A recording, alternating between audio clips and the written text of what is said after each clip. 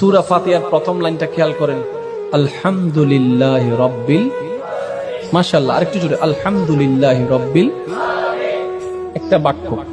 এর পরের বাক্যটা একটু খেয়াল করেন, আর রহমানির রহিম। আপনি কি কখনো ভেবেছেন এই কোরআনুল কারীমে সূরা ফাতিহার মধ্যে আল্লাহ স্টার্টিং এভাবে করলেন কেন? আর রহমান কার নাম? আর রহিম, যুবক ভাইরা বলুন কার নাম? আল মালিক কার নাম? আল কাদের কার নাম? আল আজিজ কার নাম? আল রউফ কার নাম?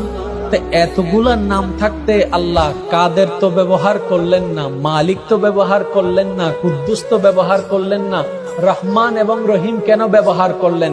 রব্বে করিম কোরআনের শুরুতে ফাতিহার ভূমিকায় আল্লাহ পাক সমস্ত বান্দাদের মাইন্ডে একটা কথা বসাই দিতে চেয়েছেন, সেটা হচ্ছে, ও আমার বান্দারা, তোমাদের জীবনটা হবে গুনার উপরে, তোমাদের ডানে গুনাহ, বামে গুনাহ, সামনে গুনাহ, পিছনে গুনাহ।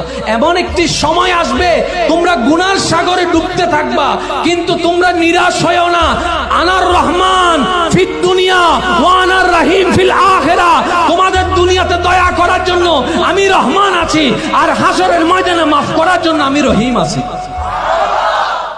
সূরা ফাতিহার প্রথম লাইনটা খেয়াল করেন, আলহামদুলিল্লাহ।